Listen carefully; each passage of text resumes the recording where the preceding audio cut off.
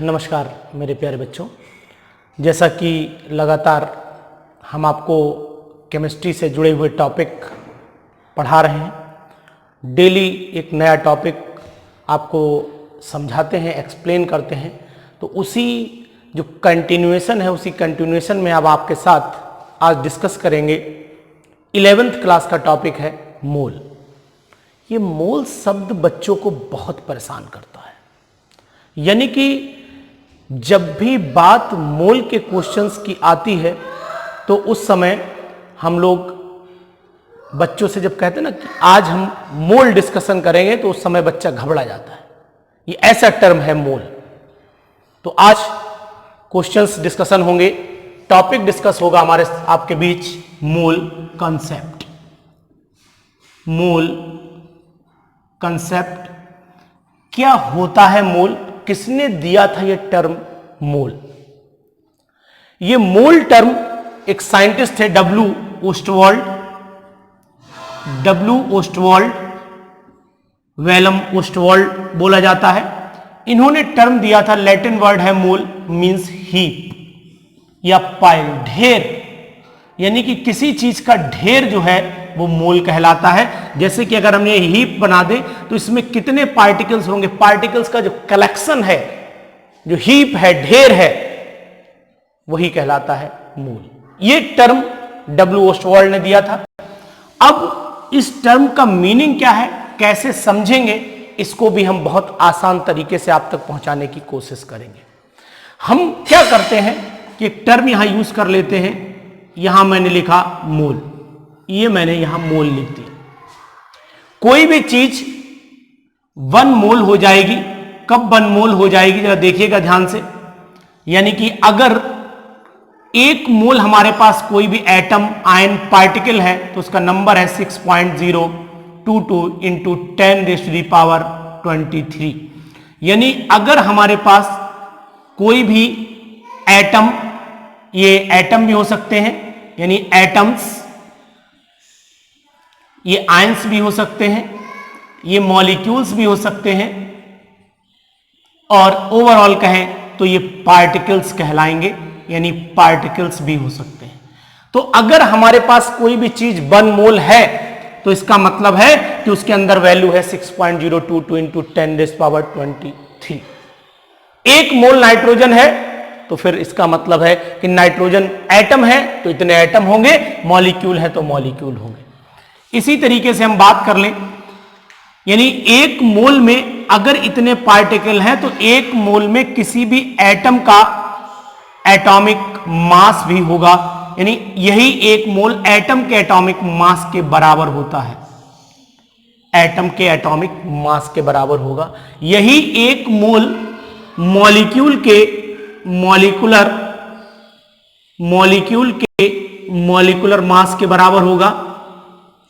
Molecule consider होगा तो molecular mass consider होगा। यही 1 मोल बराबर हो जाएगा, अगर वॉल्यूम की बात करें तो 22.4 लीटर या और 22,400 ml के बराबर भी होगा। तो मैंने एक टेबल ड्रॉ कर दी। ये टेबल हर तरीके से आपको लिंक करनी है, यानी 1 मोल में पार्टिकल इतने हैं तो इतने पार्टिकल का अगर मॉलिक्यूल है तो मॉलिक्यूलर मास के बराबर होगा, इतने एटम है तो इन्हें एटॉमिक मास के बराबर होगा, इतना वॉल्यूम है मॉलिक्यूल का। तो ये सब एक दूसरे से मैंने रिलेट करके एक डायग्राम तैयार कर दिया आपके सामने, जो मदद करेगा आपको कैलकुलेशन में। तो इस डायग्राम को हम लोग देख लेते हैं। यानी अगर हम एटम की बात करें तो एटॉमिक मास, मॉलिक्यूल की बात करें तो मॉलिक्यूलर मास, और अगर वॉल्यूम की बात करेंगे, ये लीटर है, अगर वॉल्यूम की बात करेंगे तो 22.4 लीटर वॉल्यूम चलेगा। ये सब वैल्यू 1 मोल के बराबर ही होंगी, ऐसे करके। अब मन में क्वेश्चन आता है कि सर इस डायग्राम से सॉल्व कैसे होगा, कैसे करेंगे हम इस डायग्राम से क्वेश्चन को सॉल्व? तो मैं एक आपको बात बताऊं, अगर मान लीजिए हम यहां से डेफिनेशन निकालने की कोशिश करें कि what is the meaning of mole, mole है क्या, यानी कि equal volume of all the gases contain equal number of atoms. Mole ये कहता है कि हर किसी गैस का वॉल्यूम अगर इक्वल है 22.4 लीटर है, चाहे फिर वो नाइट्रोजन गैस हो, चाहे ऑक्सीजन गैस हो, चाहे हाइड्रोजन गैस हो, कोई भी गैस हो, उसका वॉल्यूम अगर 22.4 लीटर है तो इसका मतलब है कि उसके अंदर जो पार्टिकल होंगे वो 6.022 इंटू 10⁻23, और अगर मोल की बात करें तो मोल होंगे उसके अंदर 1 मोल। अब अगर एक तरीका और भी है, अगर हम और एक कंसेप्ट से भी आपको बताएं कि द अमाउंट ऑफ पार्टिकल्स, किसी भी पार्टिकल्स का जो अमाउंट है वो उतना ही होगा जितना 12 ग्राम ऑफ कार्बन एटम, यानी 12 ग्राम अगर कार्बन ले लिया जाए, C12 का 12 ग्राम कार्बन ले लिया जाए तो उस 12 ग्राम कार्बन में जितने भी कार्बन के एटम होंगे वो ही 1 मोल कहलाता है। ये बात एवोगैड्रो ने दी थी, इसलिए इसको एवोगैड्रो नंबर भी बोला जाता है, यानी Na is equal to 6.022 into 10⁻23। This is called Avogadro number, Avogadro's number कहलाता है। अब यहां पर क्वेश्चन सॉल्व करने की बात करें तो अब मान लो हम एक एटम कंसीडर करते हैं, कार्बन एटम हमने ले लिया।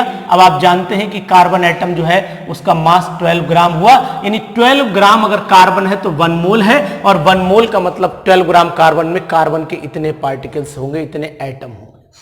अगर मान लीजिए आपने नाइट्रोजन एटम लिया है तो नाइट्रोजन एटम का जो 14 ग्राम होता है मास, यानी 14 ग्राम का मतलब हुआ कि वो 1 मोल होगा, और 1 मोल यानी नाइट्रोजन के अगर 14 ग्राम है तो यही होगा। तो वैल्यू याद कर लीजिए 6.022 इंटू 10⁻23, और यही वैल्यू आपको मदद करेगी क्वेश्चन में।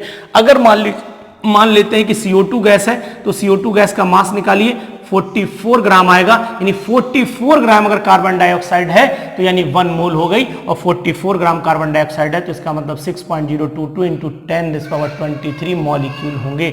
अगर 44 ग्राम कार्बन डाइऑक्साइड है तो उसका वॉल्यूम नाप लीजिए, 22.4 लीटर होगा। तो ये मैंने आपको तरीका बता दिया, बहुत अच्छा तरीका कोशिश की है बताने की, कि जिससे कि आपको एक मोल डिफाइन होता रहे, ये मोल तरीका याद रहे। इस पे बेस क्वेश्चन कैसे करेंगे ये भी मैं आपको समझाता हूं। मोल नहीं भूल पाएंगे आप अगर ये तरीका आपने यूज किया, तो इस पे बेस क्वेश्चन कैसे सॉल्व होंगे, इस डायग्राम को आप बना लीजिए ध्यान से बढ़िया करके, और इसी बेस पे हम क्वेश्चन सॉल्व करना शुरू करते हैं। क्वेश्चन मेरा ये है कि how many molecules are present in 11 gram of carbon dioxide. 11 gram अगर कार्बन डाइऑक्साइड है तो उसमें कार्बन डाइऑक्साइड के कितने मॉलिक्यूल होंगे।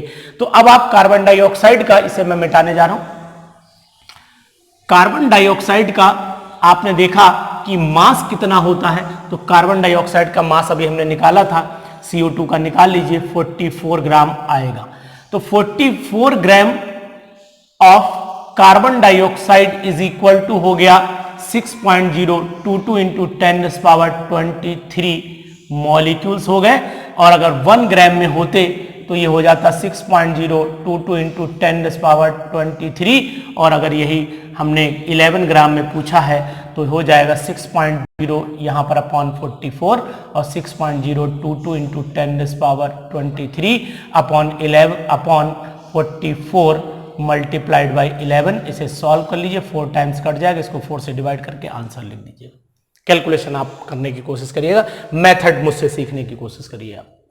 तो अब यानी कि अगर यही 22 ग्राम में पूछा जाए, यही 88 ग्राम में पूछा जाए, जैसे भी पूछा जाए, मेथड पैटर्न आपको समझ में आना चाहिए। अगर आपसे पूछा जाए कि ये बताइए कि हाउ मेनी मोल्स ऑफ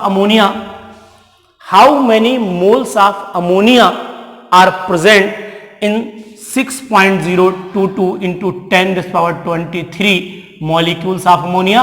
तो 23 मॉलिक्यूल अगर अमोनिया के हैं तो इसका मतलब अमोनिया का मॉलिक्यूलर मास 17 ग्राम होता है, इसका मतलब 1 मोल हो जाएगा। तो यानी कि 1 मोल अगर अमोनिया हमें कंसीडर करनी तो इतने मॉलिक्यूल कंसीडर करने पड़ेंगे। इसी पे बेस कुछ क्वेश्चंस है वो मैं आपके साथ डिस्कशन कर लेता हूं।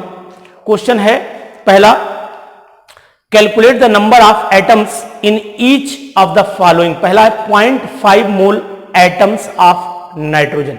0.5 मोल एटम्स ऑफ 0.5 मोल है word, 0.5 mole atoms of nitrogen यानी N। एटम है तो N, मॉलिक्यूल है तो N2।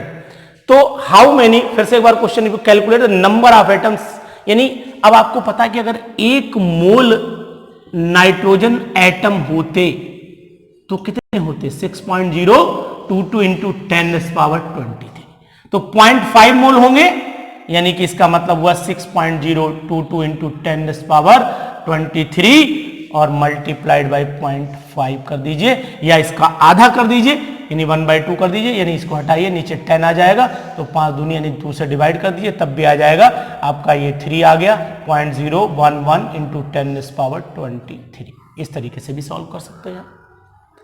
तो मैं आपको लगातार एक तरीका बता रहा हूं कि मोल ना भूलिएगा, एटॉमिक मास ना भूलिएगा, मॉलिक्यूलर मास से रिलेशन ना भूलिएगा, जो मेरा डायग्राम था उसको ना भूलिएगा, तो आप कभी नहीं भूलेंगे कि मोल क्या होता है। इसी तरीके से कंटिन्यूएशन में है कि 0.2 mole molecules of nitrogen, 0.2 mole molecules of nitrogen. अब मॉलिक्यूल की बात की तो मॉलिक्यूल के बारे में बात करेंगे, यानी 1 mole N2 is equal to 6.022 into 10⁻23 N2 molecule हो जाएंगे। तो 0.2 मोल में कितना हो जाएगा, फिर 6.022 इंटू 10⁻23 मल्टीप्लाइड बाई 0.2, ये हटा दीजिए, नीचे आ जाएगा आपका एक जीरो बढ़ेगा, 10 आ जाएगा, 2 यहाँ 5 जाएगा, 5 से आप डिवाइड करके सॉल्व कर दीजिएगा।